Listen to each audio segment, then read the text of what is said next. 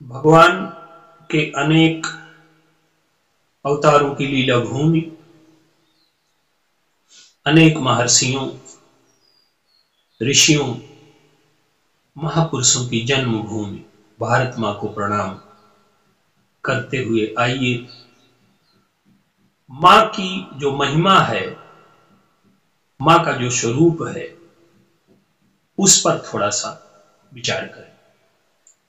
हमारे ऋषियों ने जीवन को जितनी व्यापकता, सूक्ष्मता, गहराई और पूर्णता से समझा है, उसी दृष्टिकोण को सामने रखते हुए मां की महिमा पर विचार करें। हमारा जो जीवन है वो उस मां के उपकारों के नीचे ही प्रारंभ हुआ। मां का जो स्वरूप है वो निष्ठा का स्वरूप है। निष्ठा, समर्पण, त्याग, निष्कामता, वात्सल्य की जो साकार मूर्ति है वो मां है। हमने ईश्वर को भी मां के रूप में ही पहले माना। त्वमेव माता च पिता त्वमेव। हमने मां को प्रथम देवता माना। मातृदेवो भव पितृदेवो भव। युधिष्ठिर से यक्ष प्रश्न करते हैं कि पृथ्वी से भारी कौन? युधिष्ठिर कहते हैं कि मां। तो जो हमारी मां का स्वरूप है वो क्या है? जीवन का जो भवन है उसकी नींव मां है। और जीवन के भवन में समस्त तत्व होते हैं।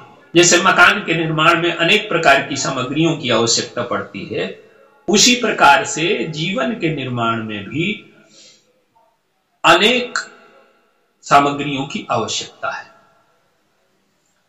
मां का जो स्वरूप है वो निष्ठा का है। निष्ठा एक व्रत का रूप है जिसमें गुण दोष पर विचार नहीं किया जाता। एक सैनिक है, वो देश की रक्षा के लिए जब अपने प्राणों का बलिदान करता है तो उसके मूल में निष्ठा होती है। वो ये नहीं देखता कि हमारे देश की भूमि कितनी उपजाऊ है, कितना श्रेष्ठ हमारा देश है। देश की कमियों पर भी वो ध्यान नहीं देता। जो पहाड़ में रहने वाले हैं, जो रेगिस्तान में रहने वाले हैं, वो क्या अपने देश की कमियां देखता है वहां का सैनिक? उसके लिए तो गुण दोष का कोई अर्थ ही नहीं। इसी प्रकार से जो मां है, हमारे लालन पालन में गुण दोष का कोई स्वरूप देखती ही नहीं। दोषों को दूर करना और गुणों को स्थापित करना, ये मां की महिमा है। आप देखिए, प्रारंभिक जीवन में मां हमारे लिए सब कुछ है। वो गंदगी भी साफ करती है, धोबी का भी काम करती है, भोजन भी बनाती है, भोजन की व्यवस्था भी करती है, हमें संस्कार देती है, हमें भाषा देती है, हमें जीवन को जीना सिखाती है। किसी भी देश में जो भाषा बोली जाती है उसको मातृभाषा कहते हैं, पितृभाषा नहीं कहते। कहीं भी बालक जन्म ले, उसकी भाषा मां की भाषा होगी। तो जो मां का स्वरूप है वो हमारे जीवन में क्या है? आज क्या हो गया है, पश्चिमी संस्कृति इतनी हावी हो रही है हमारे देश में, मैकाले की शिक्षा पद्धति, कि हम अपनी मां का स्वरूप भूलते जा रहे हैं। आज के किसी आधुनिक बालक से पूछिए कि तुम्हारी मां क्या है, वो कहता है कि एक हाउसवाइफ है, मेरी मां कुछ नहीं करती। क्या जीवन उपयोगिता के संदर्भ में देखा जाएगा क्या?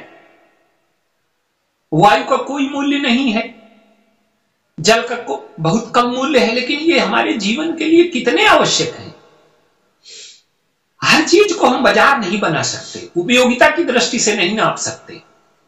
मां का जो स्वरूप है वो उपयोगिता की दृष्टि से नहीं है। हमने जीवन में जो जीवन को जीने वाले जो तत्व हैं, हमारे जीवन को ऊंचाई तक ले जाने वाले तत्व हैं, वो हमें सम्मा से ही मिलते हैं। जो निष्कामता है, जो समर्पण है, जो त्याग है, जो वात्सल्य है, ये सारे गुण हमारे जीवन का निर्माण करते हैं। और ये जीवन, जब ये गुण हमारे जीवन में आएंगे तो हमारा जीवन श्रेष्ठता की ओर जाएगा। मां के उपकारों को हम चुका तो नहीं सकते, पर उसके उपकारों को याद करके हमारे मन में जो श्रद्धा होगी, जो श्रद्धा उत्पन्न होगी, जो महिमा उत्पन्न होगी, वही उसके चरणों में श्रद्धा सुमन चढ़ाने के लिए पर्याप्त है। अगर हम इन गुणों को महत्व देते हैं तो हमारा जीवन ऊंचाई की ओर जाएगा। बोलिए श्री